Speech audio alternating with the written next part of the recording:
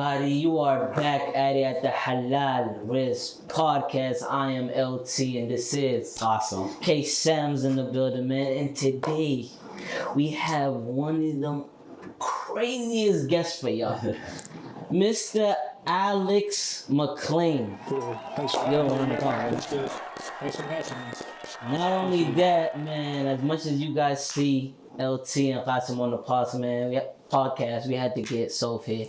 You know what I'm saying? Shout out Sufyan Banouk. Everybody knows him. So on this first video, gotta give him some love. You know what I'm saying? Mr. Alex McLean, man, give us a little background, upbringing of who you are and what you do. Yeah, so I'm was born in Connecticut, but I've been in New York my whole life. I got to New York when I was 4. I stayed there basically throughout my whole career. You know, I kind of made my name in the sports world, but believe it or not, I started out with music. Okay. So I didn't even start playing basketball until I was 18. So I actually started out with music, and I had some scholarships. I don't know if you guys have heard of Juilliard. Okay. But Juilliard is the most world-renowned music school in the country. So I actually turned down an opportunity to go to Juilliard to play the bass, and I went to like Division III junior college, man. And that's when I made that transition at 18, and that's when kind of basketball took my life. And it's taken me a million different avenues, but we're in a good place now. That's what's up. You're pretty humble. I read that actually you was one of the best bass players players in New York. I was good. I was number one, but at the end of the day, man, when you're young, it's like you may have a gift from God, but I just want simple things. But I always loved basketball. I wanted to be cool. I wanted to get girls. I wanted the regular stuff back then. So, of course. It kind of strings you away. But God's going to lead you in the direction He wants you to go anyway. So, For you can't really fight it. What was that moment, though, that made you, decide, all right, music is not my calling, it's going to be sports or basketball? Like, what was that moment? I always loved basketball. Everybody. I grew up watching Michael Jordan, but it was like, when you get caught up in the politics of things and then you need help and you don't come from an environment where people support you and all those kind of things, it's kind of hard to manifest what your dream really is because you don't have that support system. So for me, I always had it. And then you just got to bet on yourself. One day you just say, listen, I'm going to double down on myself and I'm going to put it up. Because music was a gift from God. I could do that without ever having to work. Basketball, I had to work my butt off just to get it done. So, and that's kind of what it was. Who doesn't want to hoop, though? Everybody want to get paid. No cap. It's a simple answer. No cap. You know what I'm saying? So New York, born and raised. Yeah. And then you got into basketball after music. 9 years pro player. Yeah. How was that? Great, man. I wouldn't trade it for the world. I picked up a basketball at 18, and at 22, I signed a contract to start getting paid to play. So, I played at every level, but I spent the bulk of my time overseas. And where I really found my niche was like Asia and the Middle East. So I played in Europe, and I had some short stints in the league and camps and things like that.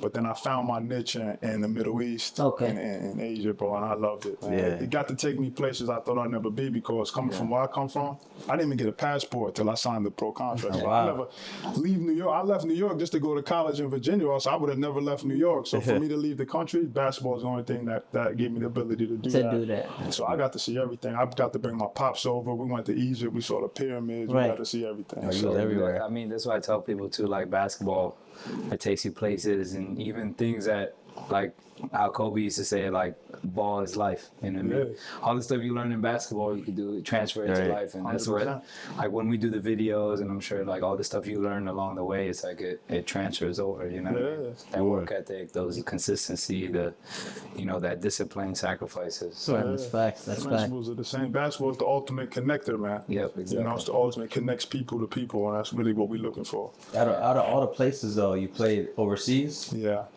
Out of all what's your favorite, though, experience or, like, country that you played in? Shoot. I loved everything, right? Every experience was great. From a basketball standpoint, it has to be like East Asia, so probably the Philippines. That was like my last stint. Only from a basketball piece. So a cultural piece, totally different. That's why I moved to the Middle East and probably Egypt, really. But from basketball, when you play in the Philippines, you play at the Thrilla of Manila, right? Every game is like iconic. You're going to have 35,000 fans. Right. Wherever you go, you're going to need security. You're going to get it gets crazy over there because there's no soccer. Wherever there's no soccer, basketball is king. Right. Go crazy. Right. Philippines, they out there barefoot in the streets and doing all that crazy stuff. What you averaging, bro? What you was averaging, bro? In the Philippines, I don't know, maybe like 25 and 15 or 14. But over there, everybody's numbers. If you're not averaging close to like 30 and 20, Your job is on the line every week. That's bro, crazy. Straight up. That's 'Cause people crazy. put up Crazy. numbers. Yeah. China, Far East Asia, Americans go over there to get buckets. So it's like when somebody has 80, like they're gonna look at you like, well, man, when you gonna drop 80? we had some things like that. So Yeah, I hear that. Yeah, their fan base is crazy over there in the Philippines. Yeah. Especially like with Kobe and then Team USA and all that. They're like, So you said for basketball that was your favorite, and then the culture you said it was culture was Middle East. probably like Middle East and probably really Egypt because you just get so much historical feel to it. And that's a place where you can go see two of the world wonders in the same place. Just a place I probably would have never gone in life without it. Right. And that's when I kind of really got, embraced in that culture and the Arab culture. And then I was in that and I'm still in it now. So it's funny how it all ties in later in life. But definitely the Middle East, I spent time in Lebanon, Dubai, Oh wow, okay. a little time in Saudi. I haven't spent time in Iraq. I spent a long time in Egypt. Probably Egypt and Lebanon I spent the most time. Oman, everything, Qatar. You're right. Yeah, everywhere. I feel that. The Arab world is a different vibe. Before you even got pro, there was a school, Liberty, Yeah. right? Yup. What did Liberty mean? Liberty was my savior in life, if you really look at it. So even when I was playing and I was in junior college, like, I was still, in the streets, I guess you could call it like that, to really be honest. New York ain't easy. Nah, it's not easy. If you don't come from a financially sound background and family, you're gonna get it how you gotta get it. But also, like, when I was in junior college, I used to work at Enterprise Rental Car. Okay. And I washed the cars. So the craziest part is, like, this will really get you to turn up. Is like, you see my size, right? So I'm over here like, I'm the guy that has to clean the cars. You gotta let them know. How tall are you? You pull it, I'm 6'8". 6'8". Probably 6'7". When you pull the car around and give it to the customer, you get out the car, people look like, damn, he's tall. So I'm like, they look at me like, man, you don't play basketball? I'm like, yeah, I'm playing. I'm going to go to division. When you start getting a story, like, come on, you watching cars, man. You're not going nowhere. You see that look. So then from that day, like not that day, but that was like motivation. I was in the gym every day after work, like going crazy. But when I turned, Yeah, Liberty just gave that little Liberty kick. gave me the opportunity. I didn't have a lot of Division I scholarships, and what they did was they came and see me. It's good. It's funny how this works too, because Alexis Sherrod's his name. He's recruited me. He actually works on the women's side. And actually the girl, he recruited me, and their freshman of the year is actually coming to work out with me tomorrow at 10 a.m. He recruited both of us. That's how it goes for sure. She just hit me up like Al game this. Asia Boone, shout out to her, man. She's like, she's going to be serious. that's dope. That's the real. Yeah, they took a chance. I worked out for them. I got to go there halfway through the year. I had 2 years left, and I just turned up, man. I was You have to. I'm very, very fortunate. And you talk about consistency. Yeah. I noticed that, I did a lot of little research. So you talk about consistency and basically doing what others don't want to do. Yeah, 100%. Where did that hunger and like for you to, because anybody can say that. Yeah. But to get to that point, it's a different thing. So I understand you had that kick since you were young and all, but like what pushed you to say, hey, I gotta do it and I just say it? Yeah, I think everybody got it, right? I think all of us got it. 'Cause especially being men, right? Men is like, just being a man in general, it's a very competitive thing. You got a burden of performance. Like, we're always judged that we always have to perform, right? And on top of that, men are severely insecure. So we all got some sort of insecurity in us that we don't want people to know, or something that we want to manifest or project later that we want deep down. So for me, I always wanted to play, and I always had a feeling of not good enough or whatever it is. Now, if you can go inside, and I didn't know this when I was 19, 20 years old, but you can do it like innately. But if you can go inside and use that for motivation, that gives you that fuel, because you're not satisfied with yourself because you don't like who you are, what you're doing. You don't feel, and that's what's going to get you in the gym. Yeah. And the byproduct of that is everybody who hated on you, you get to prove them wrong. But I don't think, even if you were like, yo, you can't play, you're not going to make it, saying it to me, that motivation for me can only last, a couple weeks, a month, maybe a year. Yeah. But if you're battling with yourself every day, bro, you could go forever. You know what I mean? It's different. It's you versus you. Exactly. That's facts. Any influences growing up? A ton. Outside of the regular stuff like Michael Jordan, I have people close to me. I don't really care too much about like the celebrity influences, because they never reached out and touched me. I have one guy's named Jerry Powell. He's a trainer in New York. He actually worked with Kyle Kuzma. That came full circle too. I got to see him. And he work with me, and then he trained Kuz. And when I was the director of player development with the Wizards, I brought him in. But he trained me for free for like years. So when I got a bag, I made sure I took care of him. When I saw him, like, He'll tell you, I mean, he got a good following. But when I saw him with the Wizards like 2 years, I'd still drop the bag on him. Right. You never forget, Yeah, man. no, That's it's- the conduit for you to get to where you got to go. Right. And that's why I do a lot, and I train a lot of people for free, and I do a lot of things because you got to pay that back forward. Now, Not 100%. everybody can afford that at the time, but people got talent. Yeah. You know what I'm saying? No, that's facts. What did you say in that one song? I know what we say. When you give, you always get back. Get back. Yeah. That's what we say. I like how you call Yeah, I that. know what we say. Yeah, but That's his general But yeah, principle. no, that's law, bro. That's Yeah. law, you know what I'm saying? Even what we do here, you know what I'm saying? Right. We gotta make sure, you know what I'm saying? We do it for the family, you know what I'm saying? Yeah. Everything we Right. do, whether it come to the podcast, the skits, whatever it may be, Yeah, it's all moving towards making Halal Wrist, for sure. Like you that. know what I'm saying? It. Right. But nah, it's, Speaking of the Wizards, it just made me think about during the heydays of Wall and Beal. How was it like training with them when they were like considered like the best backcourt in the league or one of the best? John's my dude, so like we're all pretty close. I trained with Bad like towards the end of my stint, but like Okay. a lot of my credit and even like all this stuff in social media to follow him, a lot of that goes to John Wall, man. Like I spent a lot of time with him early on. He really put me on in that sense of like during COVID. Like we all lived together for like when the season shut down, we was all living together for like 6-7 months in Miami. So when you with somebody like every day, we was with each other before that, but in that kind of capacity, bro, and we turned up. The only hardest part with all that is I was training him, getting him ready for the season. I know, and I was training him to do the trade with Westbrook. You know what I'm saying? Like I was getting ready to be traded. I didn't know at the time that's the game. That's the business of the NBA, That's the bro. business It's at the end of the day. moves inside of moves, but that's the name of the game. but those dudes in their prime, crazy. Crazy, So, right? so since you went through that and like the COVID and stuff like that, how do you feel about the bubble championship and them saying was that like the hardest one or is that like? I think it's all relative, man. I think you can't really take nothing away from anybody because that was a unique situation, and at the same time, I think the biggest adversity in professional sports is the time away from family, right? So that's the biggest mental tax. So if any time you have time away from family, you still got to try to do what you do, and now you're in a little small space for whatever it was, 8-10 weeks. I can't take nothing away from it. You know what I'm saying? That brings me to another question I have for you in terms of family and, you know what I'm saying, work.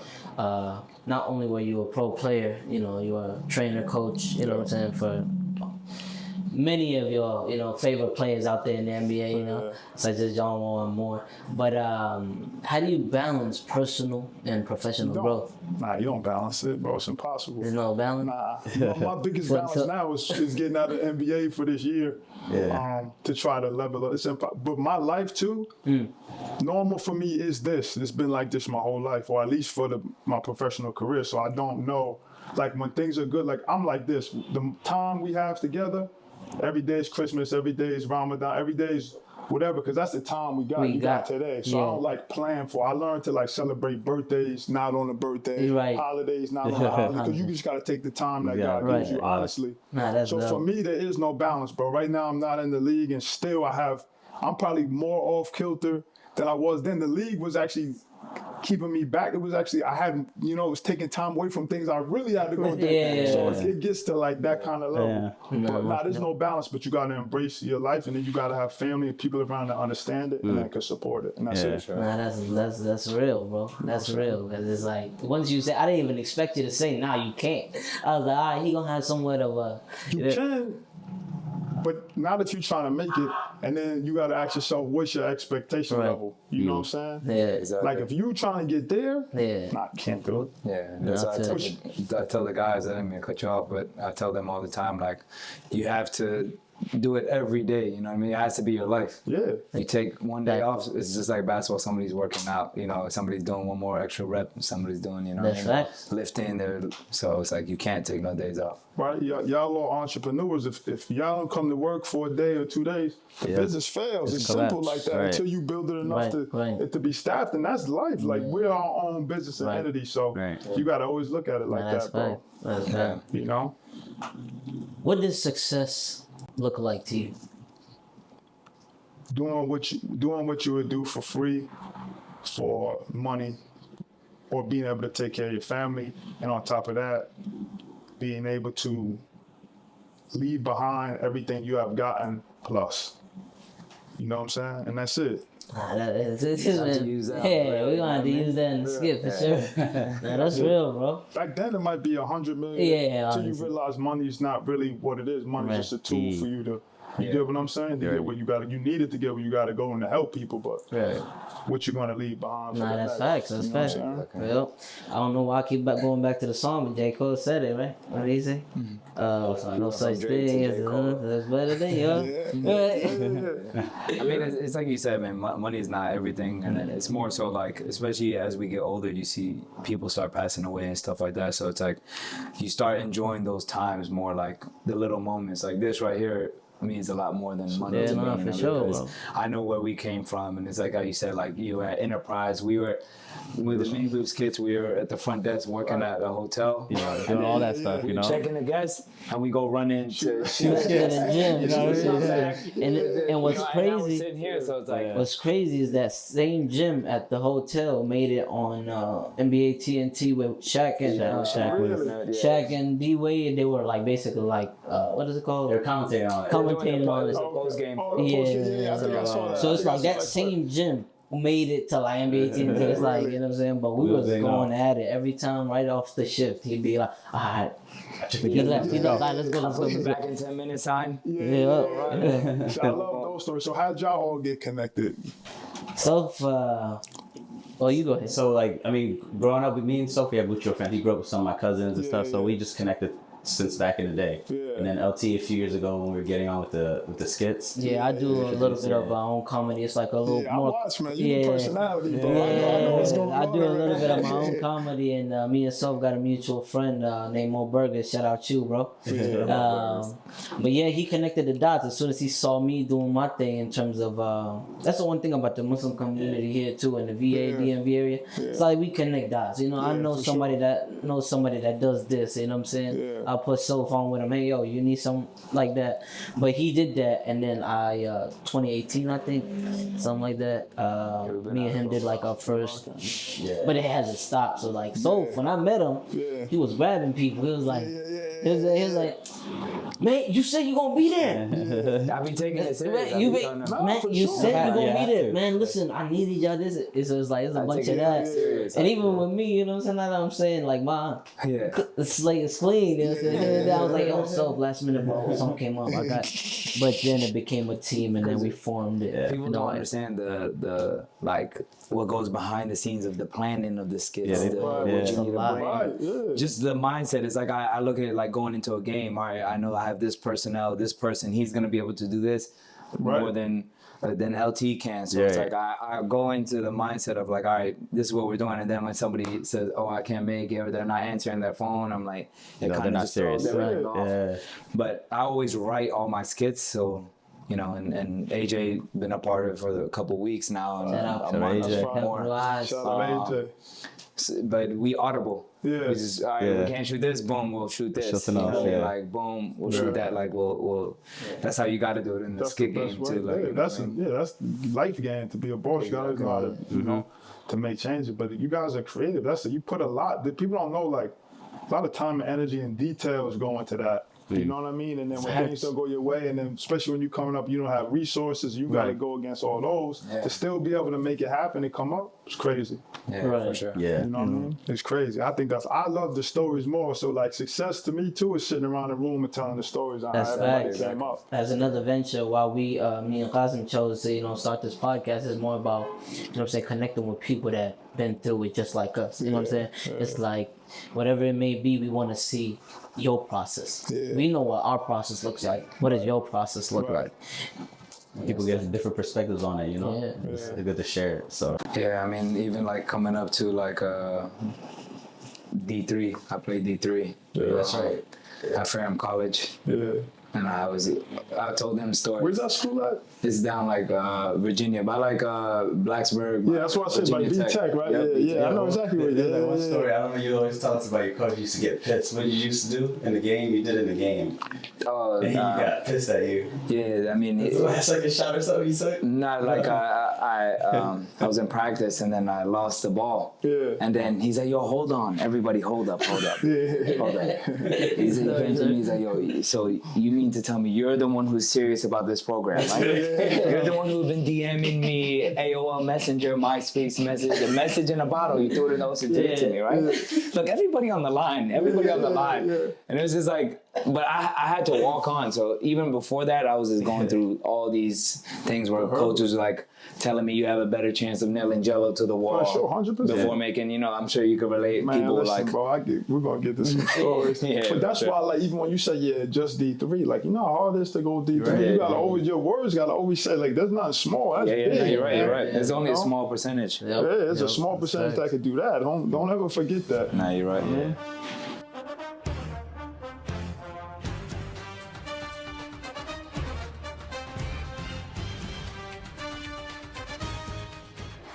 مسكر thousands of people around أي دولة في العالم أخوانا بيموتوا السودان محتكرينه Congolese people are either killed or enslaved and forced to mine cobalt, which includes pregnant women and children. Genocides and crimes against humanity that take place in Africa. Good, everybody, welcome back, man. And Alex, we have this new segment, and you're actually one of the first people to go through it. We're obviously at the restaurant right now. If most of you don't know where the restaurant is, 3019 Georgia Avenue, Northwest, Washington, D.C., 20001. Pull up, make sure you pull up and try our food. If you haven't, if you have, you're going to come back regardless. But we actually have this new segment where we bring up something from the restaurant, something off the menu, and we have you give the people your honest opinion. You don't gotta, you know what I'm saying, just because you here with us, you know. Oh, I'm gonna be honest, man. I'm hungry though, so we're ready, So right here, we'll have them, let me get the food. Appreciate you, AJ. Just put it right here. You gotta tell us what we got first. Oh, we got some wings, look like some wings. That's what we got. LT, what we have. Yeah. Everybody gotta get some with me though, man. Come on, man. Yeah. So what we got right here is the house wings. Yeah. What's the flavor? House wings. You know what I'm saying? We can't really give you too much details on, you know. There we go. Alhamdulillah, we just broke iftar with our brother too. Right. Yes, sir. So we want him to try it and give y'all his honest opinion, because you know all the promoting we're doing, we're not just yapping. You know, it's the truth, and Alex gonna let y'all know. I already understand he's gonna go for it. They're not gonna tell us what's in the sauce, man. No, we can't. Secret sauce. It's a secret sauce. Man. Unless Soph wanna give it out. Nah, don't give it out, bro. You gotta pull up and you gotta buy 100 wings. Yeah, first. Go ahead. Dive in, bro. Come on, bro. You already know how this Wings. Fire. Yeah, fire. This is it. Yeah. Let me know, bro. Tell the truth. Nah, this fire. This fire. What you getting off the flavor? Oh, wow. This fire. Just like what? Just like Mama used to make it. Just like mama. No, hold on. This fire. It's crazy. No, it's crazy. Oh, we got some other flavors too. You Definitely gotta pull up.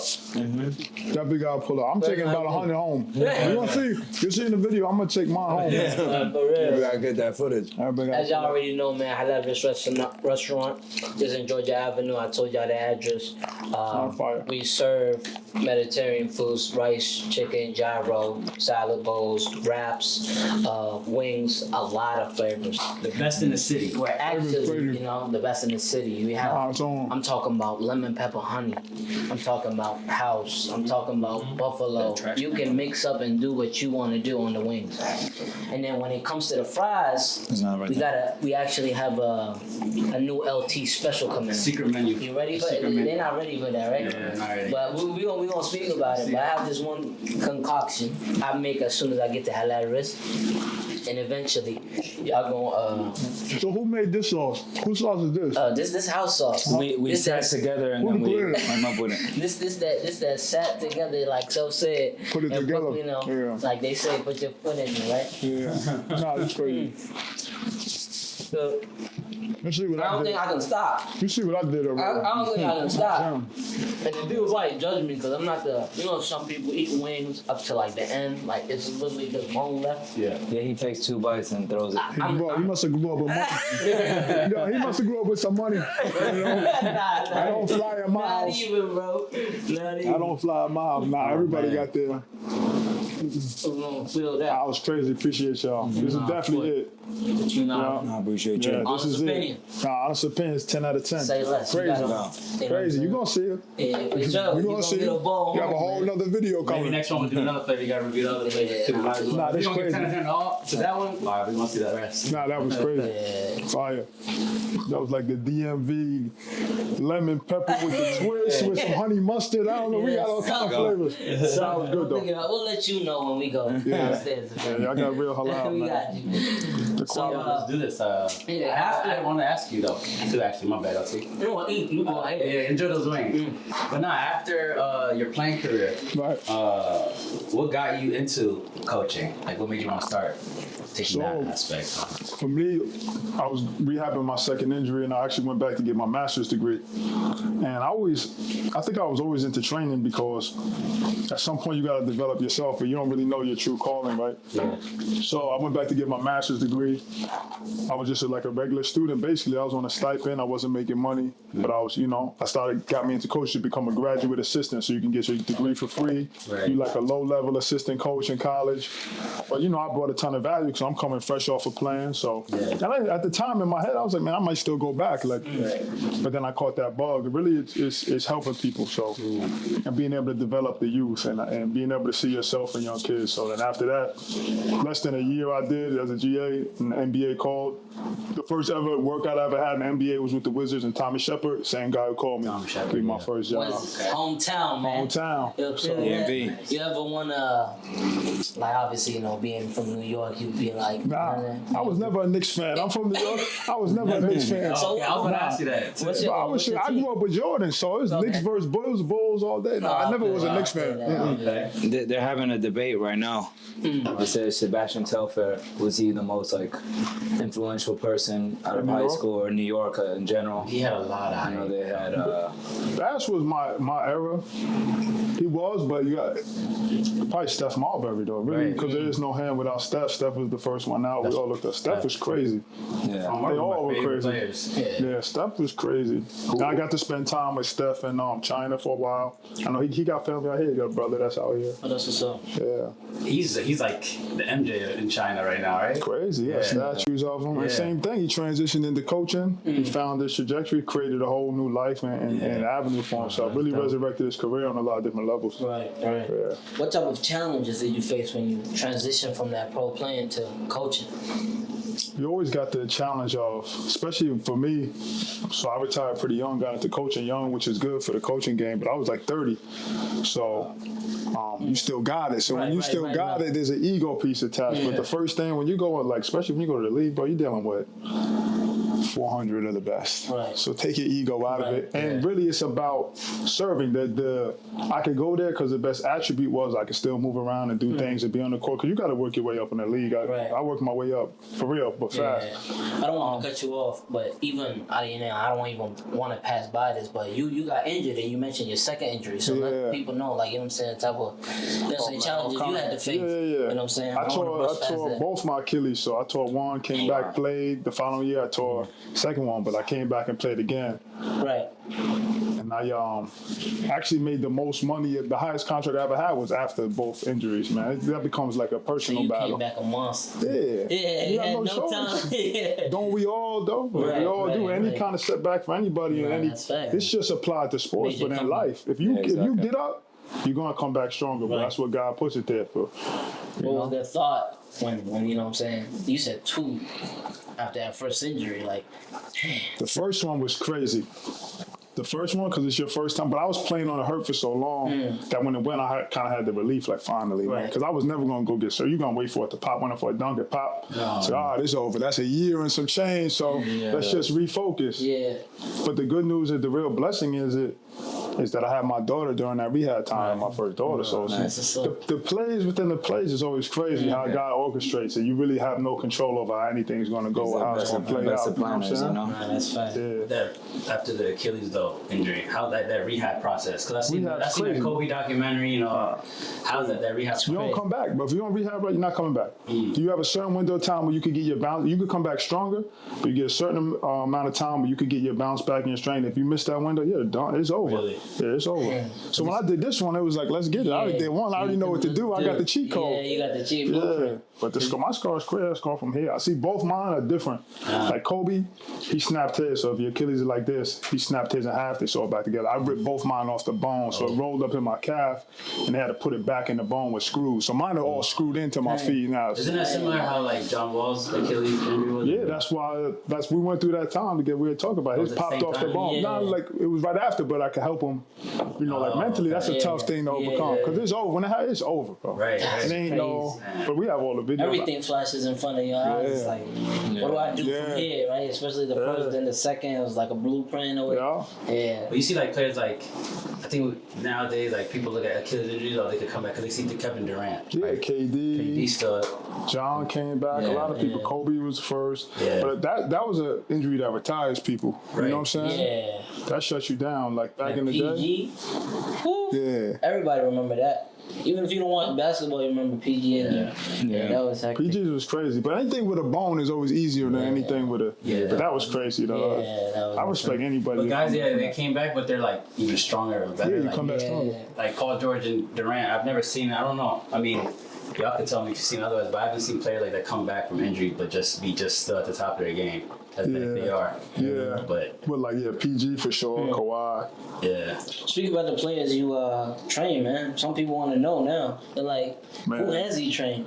Everybody. And the craziest part is now probably I train more of the women than I do the everybody now. Isaiah Thomas, John, Brad. Like last week, Steven Adams in the gym right now. Like they just people we watching, we being ready for their game. Everybody. Like, but for me, it's like, this is the craziest part. It's also like a fit, right? You can't be not everybody is for everybody. Right. So not that you like selective or I'm in a place to be selected, but like once you get that bond, I'd rather lock in with like a select few than just like have some passerbys. Like you take whoever you can, but like when you could build that bond, you could have like a real impact. That's why I speak so much about John, only because we spent the most time together. We talk about his Achilles, like I did his rehab, but I knew exactly what we were going through. Like we had to come up with workouts for 3 months where he couldn't jump or go into his toes. So we had to get creative. Like and everybody was wondering where John was, but he was working. He was like, I remember that time. Yeah, I remember I was like, that's the time in the city. Everybody.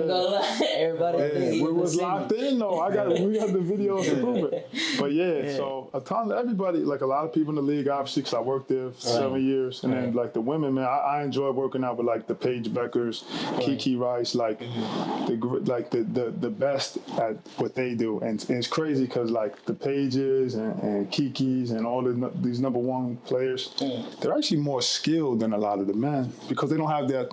They're athletic, but they're not relying on athleticism, relying on skill. So their workouts and like.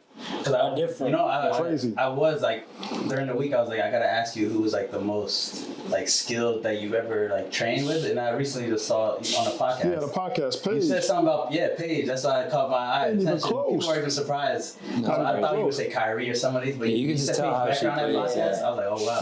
And I'd be like. Skill, bro. And y'all remember the district? She'd be in the district, no floors before, going crazy. I told you, you heard on the podcast, she did a workout with one shoe on, one sock and one shoe. Killed the workout. I'm talking didn't miss, but people say it, and I said in my pocket, but she didn't miss. I was like, this is different. Yeah, no. And not only that, only somebody like you would see that, you know what I'm saying? Like anybody can sit here and talk, be like, man, we got NBA players, how you gonna say Paige out loud, whatever. But somebody that's been in that, you know what I'm saying? But this is the illest part, not to cut you off, is a lot of the guys I train, like, they train with the women. So I had workouts in Miami where it was like me, KCP, Kiki Rice, and like Paige all in. Like we were playing I had them playing twos with like 2 NBA players and 2 of the best. Like, we got this is stuff that you don't put on Instagram, but like the people around, the best men or men always respect women, so they see it and they can work out. They really can coexist. They're on the same level. So we've done plenty like that. That's dope, though. All day,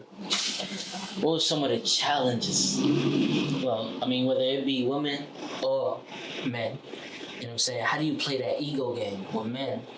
And then, like, basically the challenges in terms of, like, the training part, you know what I'm saying? The challenges is man, there's always like the easy stuff, right? Yeah. Like time sacrifice, whatever. Right. But it's hard. It's probably the hardest job. Is they're not like blank canvases. They're not young. Like you're dealing with like you have to make like a 1 or 2% change in somebody's game that's already like no matter where they go to, they'll be at a certain level no matter what, right? But then to try to get somebody better that's already like. You gotta get 1% better to see a difference. So like the level of detail you gotta approach it is tough, and then just kind of catering to personalities. If you're not a relational person, you can't connect on it doesn't matter. Everybody can put anybody through a workout and get something through, but you have to connect in a different way. And then, like I said in other podcasts, I know you guys seen, is like you gotta be about it too. You gotta be able to put in the same work. You don't gotta be the best player, but you gotta put in that same level of work. You gotta have credibility. You know what I'm saying? Like you can't be in shape. You can't not be able to show what you can do or move around or get. And then you gotta be in day out. Yep. Hard work beats talent when talent fails. So Work hard. Yeah. But it's different because that's their workout for the day. And if you got a roster of people, you gotta be that way 8 times a day. So you gotta be a machine, bro. Hey, You gotta be. I ain't gonna lie. You just put in it like that. I be thinking like, You gotta this be. man gotta put the same energy on 8 different workouts It's a throughout the workout. whole day. It's like, And then I'm somebody that still likes to work out. So if I don't get mine in at like 5 a.m., 6 a.m., and I got to do it after everybody, done. But you got to get it in because you still got to be true to who you are. You work out after those workouts? Yeah. So you Either, if I can't get it before, I'm definitely getting after. Yeah, I ain't gonna lie, bro. Anybody I train, the people that know, that's what I do. I'm going to run with That you, run sounds like sprints with Mamba you. mentality right there, for real. But how else do you get the best? How do you? And plus, not only that, right? How can you? And it's the same as like when we talked about the fasting and all this stuff. How do I get a true understanding of what you're going through if I don't go through it myself? That's respect. And even if I played and I'm done playing, you're still playing, I don't play no more, you lose that feeling. It's the same. You got to feed it, right? And I don't want to get like too crazy, like scientists, but there's a part of your brain, it's called the mid-cingulate cortex. And for it to grow, and they got human studies, you have to do something difficult or something you don't want to do every day, right? So it's like, and you guys know that feeling. You got something you got to do, and then you go and do, you get that feeling out. It's like, man, I really didn't want to do that, but I did it, man. I feel so much better. Yeah. So they just have a study on it, and I got it from Andrew Huberman's podcast. That's what I was gonna say. That's why I heard that. Yeah. So I actually got to like spend time with them behind the scenes and all that. But if you don't feed it, it only grows or gets small. Same thing we talked about when we was watching the thing. I was like, you either getting better or you're getting worse. It's same for life. And I said that before I learned this, so it's different.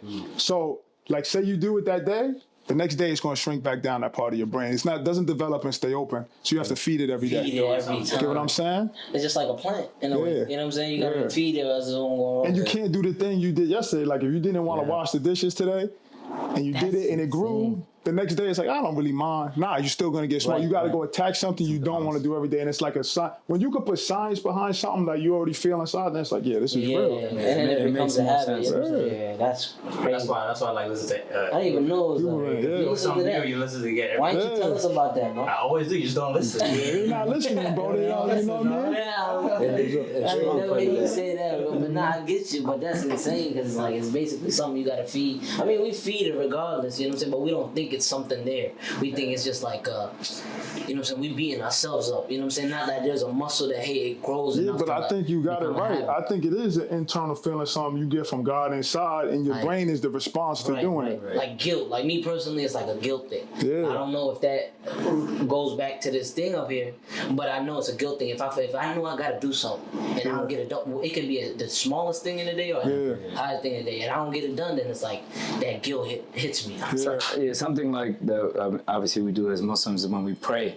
Sometimes it's only like 5 minutes, but when we get up and we pray, and even us putting our head on the ground, even that scientifically is like it's releasing like the pressure, the blood flow to the brain, and then after you pray, you get that feeling like relieved. I didn't want to do it. Sometimes everybody's human, and we're not perfect. You know what I mean? Sometimes you get that feeling, or it just passes by you, but then when you do it, it's like I'm relieved. It's that weight gets. That's fact. That's a great example because it's like, you know what I'm saying, the thing that differentiates Muslims from other religion is these 5 daily prayers. Yeah. You know, and in these 5 daily prayers, like the most important part about them is on time. Yeah. You see what I'm trying to say? Whether it be like the most earliest one or actually those are two of the hardest. You know what I'm saying? In the morning, 5 something to 6 now, but and the last one, because usually those are the times where you either trying to go to sleep or you already sleep. Yeah. You see what I'm saying? Yeah. So it's like that's also a mental game that I feel like every Muslim, you can't be a Muslim that didn't fight through that. For sure. You know what I'm saying? I've had my stage back in the day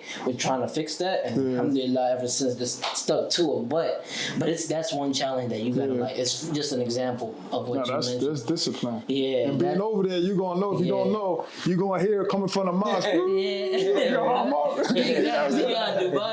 Every day. That's another thing too. That's another challenge. Like when you're out here, it's like you don't have get that the privilege of, you know what I'm saying, hearing it out loud and trying to walk into the nearest mosque. You gotta drive your car. Back home, I lived in my country, Sudan. I know.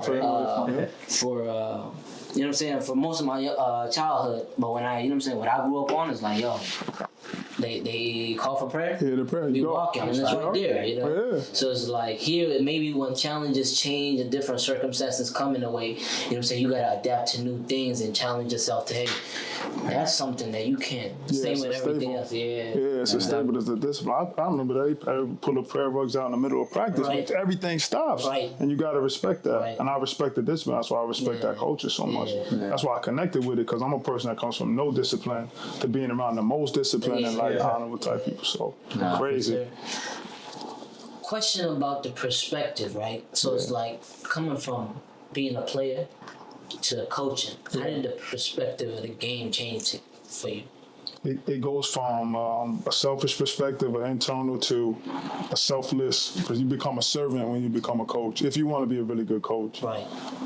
Because it's really about the other person. I'm here to get you better, and if you don't get better, then I just didn't serve my purpose of what I'm doing. It's really what it comes down to. And then it becomes like a give and take, because you feel that sense of fulfillment. For me, like watching, like for you, say I had you when you was younger, you signed D3, like that would be my biggest joy. Like it's funny, I got 2 kids from the Sudan in our school. But these are guys that didn't even have an opportunity to play high school. They didn't even think about going to college, let alone playing college basketball. Now that they go play D3, they're jumping off we're going to celebrate that they're going to play. That's why I said don't take that. Because these kids was like, I'm not going to college. I come from there. I know. It's a struggle out there. One name is Eamon too. One name is But so it's like with that feeling alone, it's you can't take none of it for granted. It changes everything, bro. It's like when you have a kid or something. It all changes, bro. You're such a small piece of it. Exactly. You know. I remember trying out for the team. It was like 30 people for 2 spots. A point guard spot and the center. And I don't know. I mean, I know you can relate to this, but it's like when you put in all that hard work, and for some reason in the tryouts, it was like all that work got put together. And it was just like the most beautiful. I was doing things that everything was clicking. I was doing moves that I was working on. And I was like passing. Like that's confidence too. Like, you know what I'm saying? Being able to do that in the trials. Exactly. And my coach was he was in the military. So he knew about fasting and stuff like that, but I was showing up to all the, like before the tryouts, they had like open runs, open gyms, lifting, stuff like that. And I didn't miss one. I was always there. And then he used to always be like, I used to be fasting, I used to be first. And then he's like, look, man, he's fasting. It's like nothing. He's like, he fasting, he beating you guys. Like he's coach is a character, man. And what's funny is the one of our boys who we do the clothing with, Keith Crump, he was actually like the All-American on the team.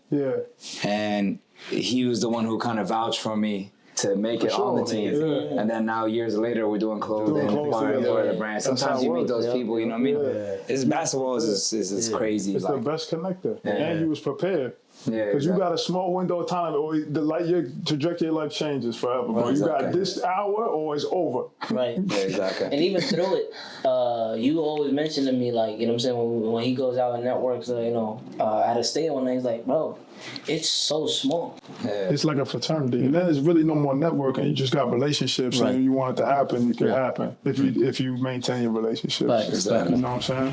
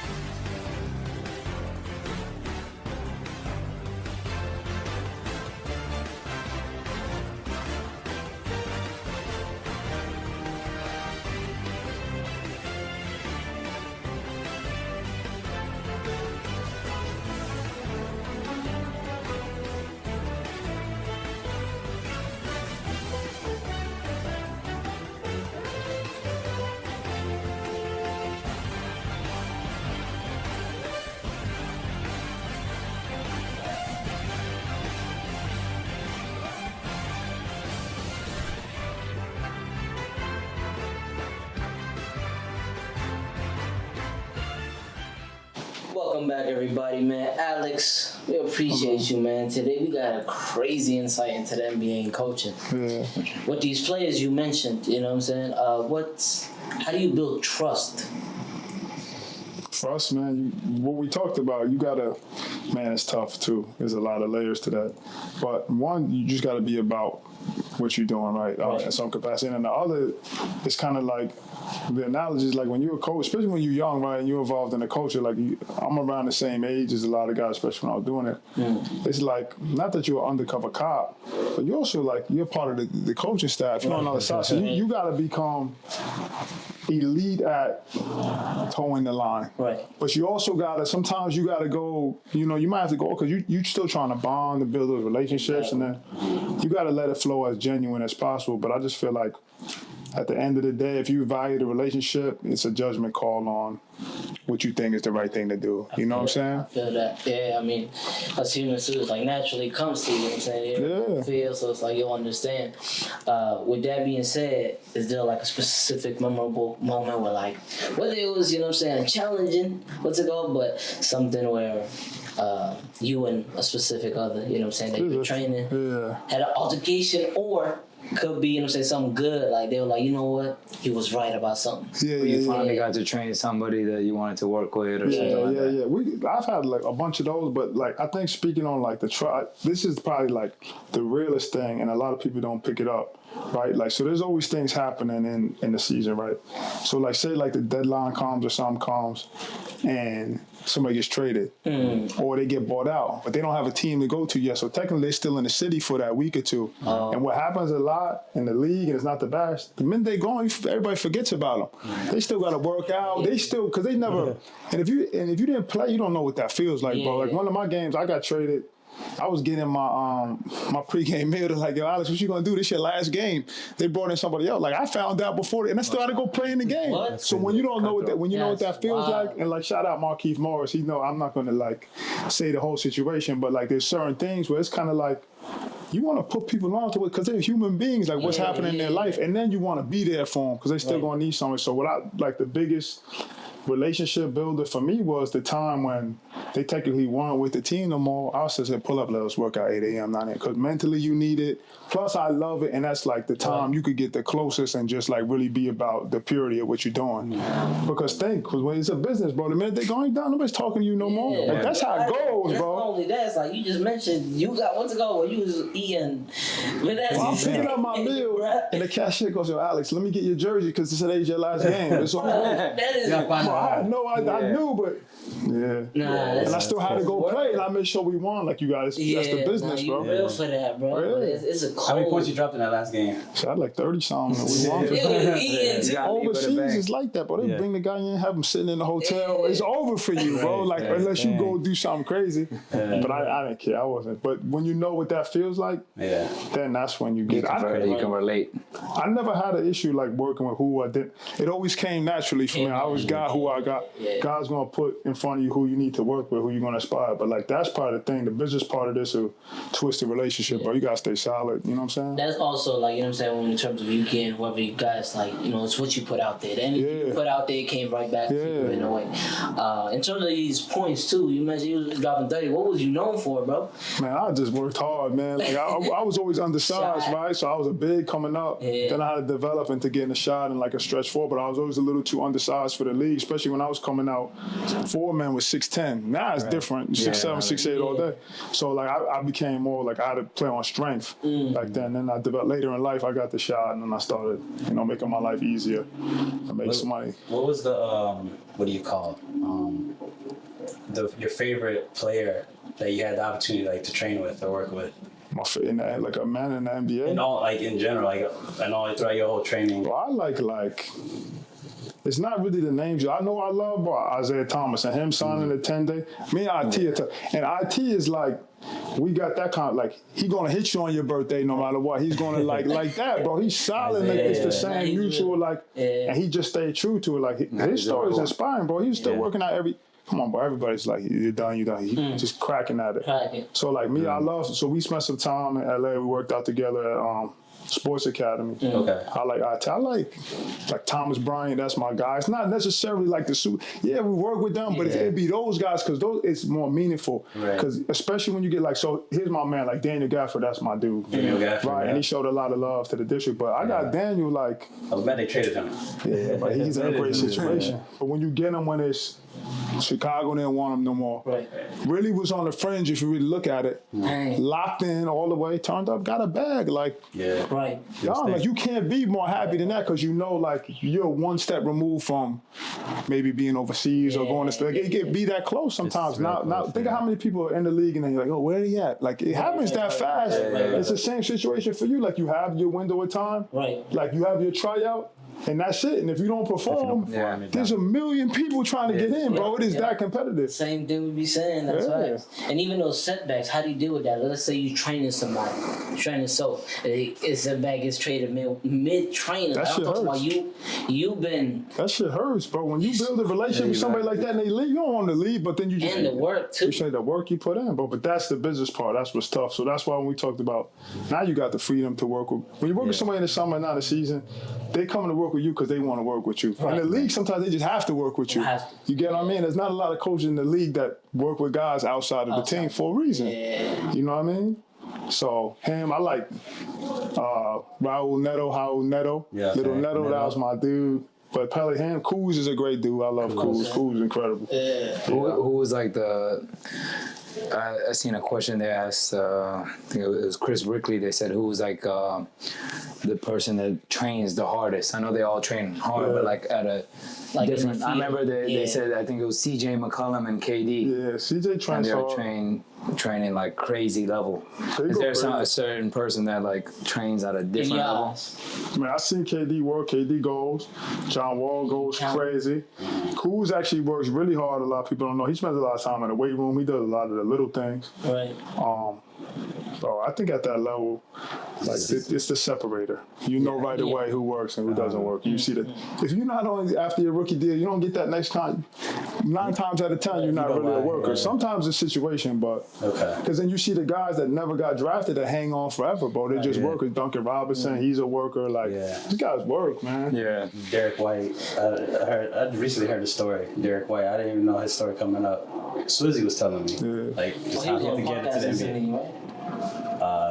I'm not sure actually, but Derek White on the Celtics. He's having a great year right now, you know. Yeah, but he came a long way. Worker, man. You didn't think about him like fringe all-star. Exactly. Guys like that'd be big. Tobias Harris, he's a big workout. I'm cool with Tobias. He works hard.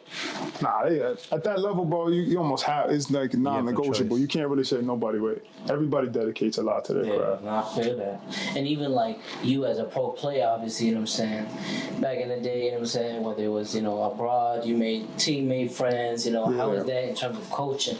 Like, you know what I'm saying, coaches with coaches, and how's that world, like that transition to that world with you, like?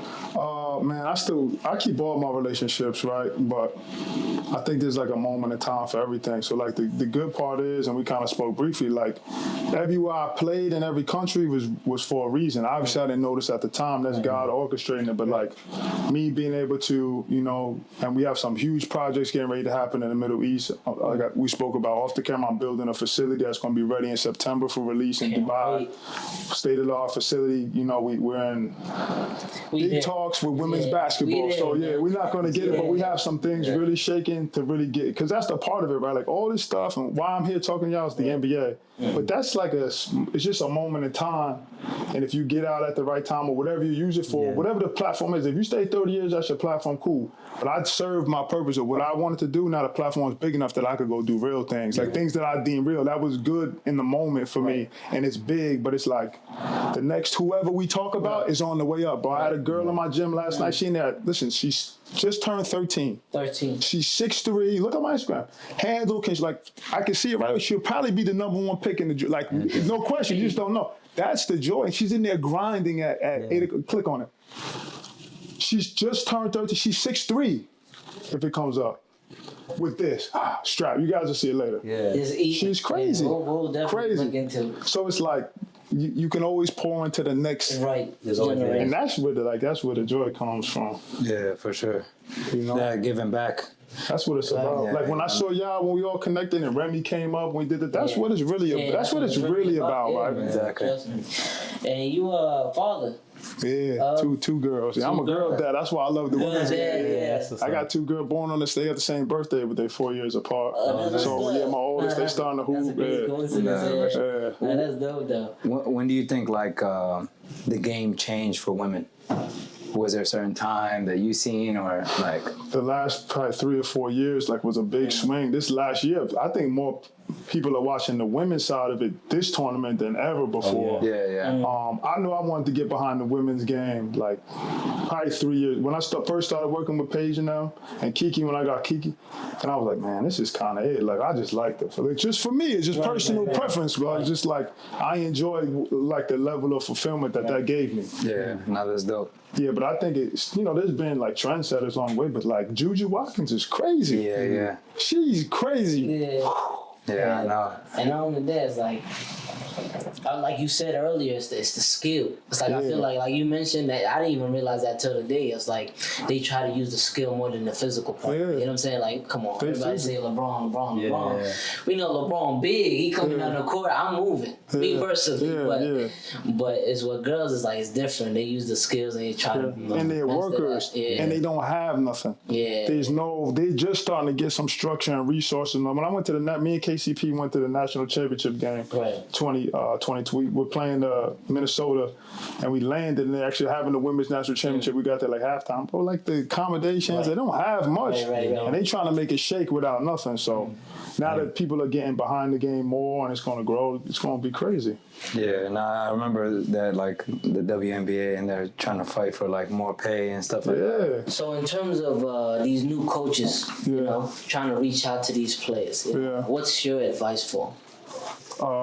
Focus on the relationship and keep your intentions pure to the fact that you just there to help them get better, and then just study the craft well enough to know where you fit in and learn how to like read the room. Like, don't do too much, man. Once you get your opportunity, once you get your tryout, that's the best analogy you gave, because that's how it is, and that's how I got a lot of people. You get a small coaching was the same way. Like, we had a guy before I took over the director. I obviously had a director above me, right?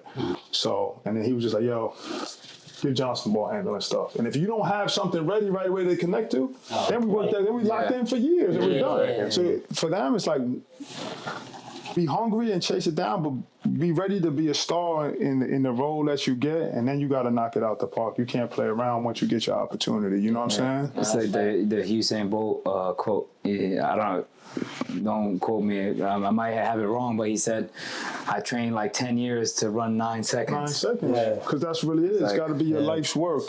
You know what I'm saying? It's got to be your life's work, and you can't forget whoever's journey it is. We all got our own journey, where it started from. If you don't honor the start from where you came from, it's going to be hard for you to progress and grow the future. You got to always, and even if you get a certain level of success or clout or whatever you think, always, like the same way we talked about the prayer and the discipline, go honor where you started from. Right. Yeah. That's why I'll still get in the gym with somebody that's whatever age, because that's what you got to do. You got to go. You can only grow. You got to get back to the foundation, bro. It's all circular. You know what I'm saying? Yeah, exactly. And that's why I respect like even you coming on the podcast, because we had a lot of people like not want to pull up or not reply. So respect you on that, and much love real. For sure.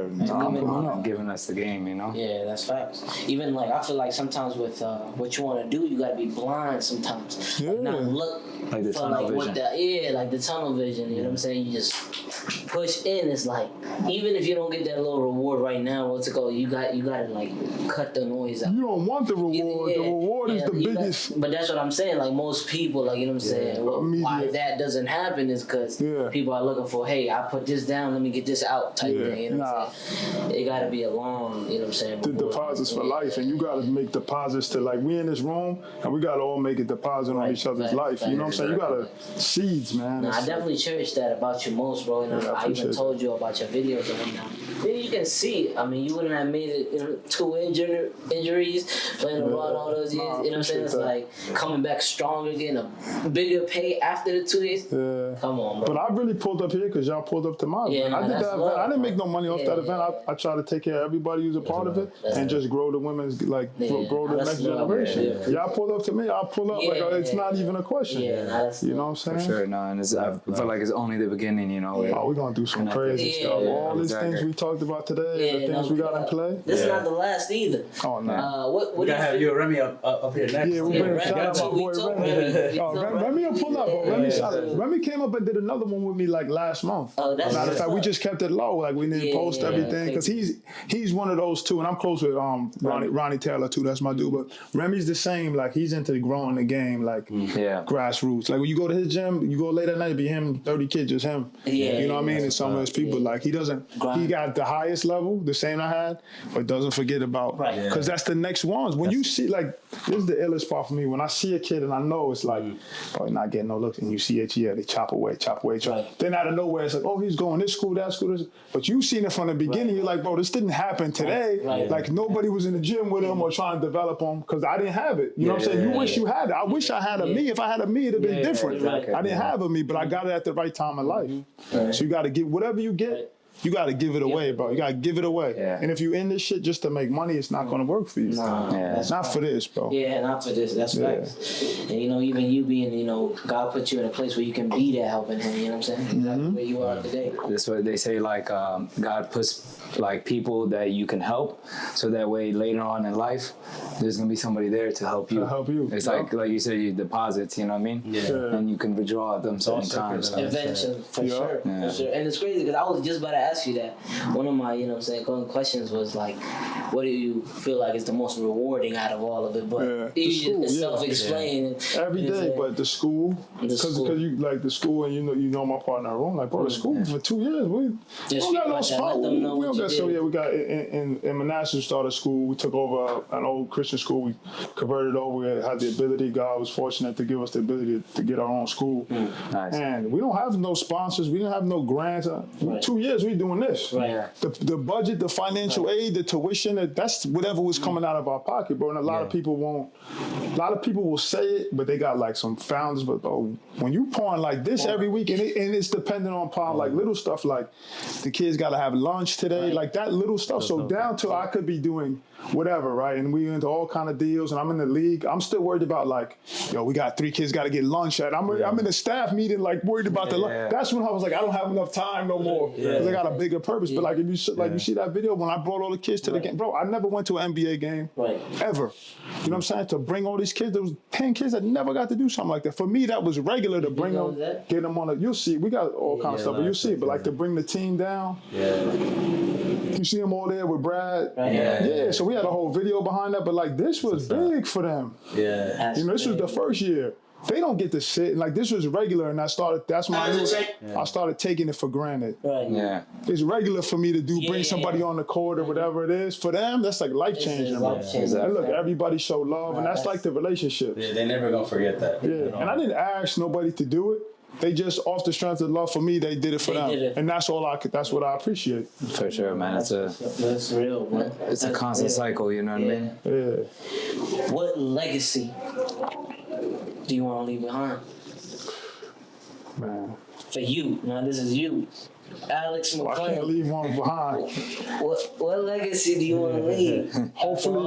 Hopefully I planted enough seeds that things grow enough for my kids need some, or your kids need some, or their kids need some. It's available, same thing. We've done enough that they don't got to worry about nothing. You know what I'm saying? In general. No, that's fact. You know what I'm saying? That's it. No, that's real.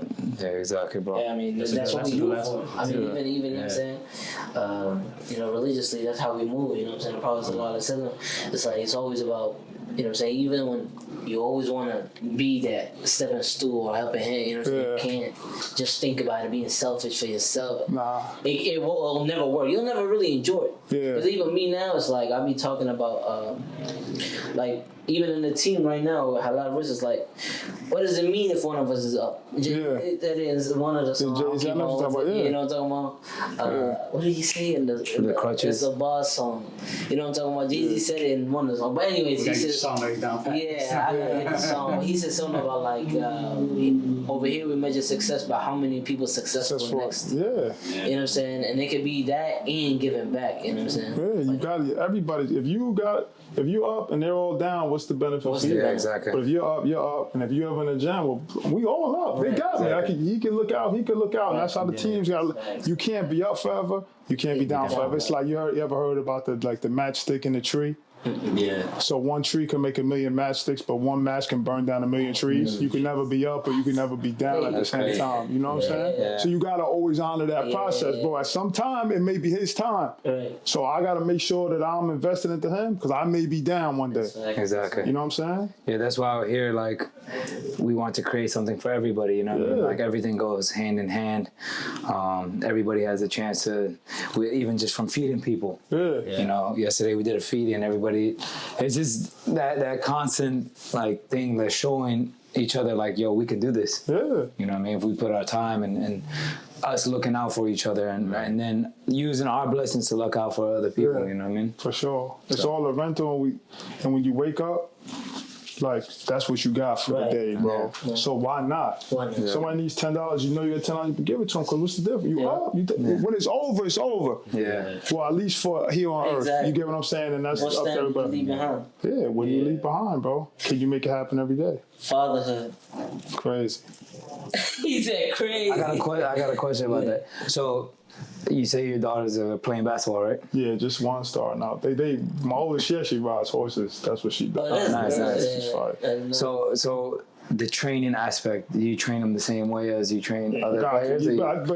So she's been watching this for a long time. She don't come to me until you're ready. Because it's different. But it's like, that's like joy, man. Because I missed her birth. I missed a lot of things. But this was my first Christmas at the crib. And like, she's 10. I missed 7 of them. Like, you know what I'm saying? To them, it means something. For me, I'm like, I'm doing this for you for when you get older. But like, when she's ready to train now, it's like, it's business. But I love it. But the best part about having daughters, that's why I think God put me in the women's game. Because she get to see them. The craziest part is she's all these NBA guys, but she looks up to them as just people, right? And when she sees like the 18-year-old girl, that's who she's really looking for. When they saw like Paige or Kiki or even like some of the ones that we got now, like that's what they want to go to those games. You know what I mean? She was at a PVI game watching one of my girls, shout out Laura, she just signed to USC. Nice. She over there in her notepad, takes it down, I'm taking stats. I'm like, what's up, P? This is a high school game. Nobody care. You've been sitting courtside at arenas your whole life, but like, you never know what connects to them, bro. Exactly. So once they see that and then they see the passion you give to somebody else, then they bought in. You get the same trust factor with your kids. You know what I'm saying? For sure. And I feel like even that passion, what's it called? You know what I'm saying? They want to show, make dad proud in a way. Because you know what I'm saying? Something. A girl being in a normal household, but being in a dad coach training household is two different things. You know what I'm saying? It's like she sees it, like you said, why God put you in that place where it's coaching woman and that. But the part that hurts is you got to understand that sometimes they're going to do it just because they want to connect with you because they miss so much time with you. And you can sense it like, man, she just really want to come in the gym because she just want to spend time with me. She just want to connect. She may not even want to work out, but she's like, it's the only way I can connect because she knows I'm going. Birthdays, whatever, I'm going. You know what I'm saying? I'm going to be in that gym. You have to. You know what I'm saying? But that could be part of the process of her falling in love with the game too. Like that's I see it happening now. So so she in there now. Nice. They getting right. Mashallah, man. I mean, She go right there. She kind of she's lit. Over there walking into the Wizard, what's it called? She lit. Yeah, I bring her everywhere. They go Kiki. I was at the U.S. Open with Francis Tiafoe. Yeah, we got looked at. Yeah, so Kiki back there, she was the #1 player coming out of Sidwell France. She the first. What I like about the girls, she the first female to ever sign with Jordan Brand. Period, not college. Paige Beckers was the first to ever sign with Gatorade. So like each girl I had, AZ fought, like they were the first to do something. So yeah, I had all these like high level and all this, but to have somebody do the first and then like 18, it's different. Yeah, it's just a different thing. It's just for me, but it's for me. Nah, that's big, bro. And see it happen. Yeah, I remember this district, right? Yeah. Man, we missed the district. Yeah, I know. But nah, when you guys pull up to the new spot, you're gonna love it. We're gonna be there for sure. You're gonna love it. Go, my God, Rui. I know anything over here. Rui, another one on the list. You guys was talking about guys. Rui Hachimura. That's my dude. Rui, That's my dude. Yeah. Nice. still getting I was training him.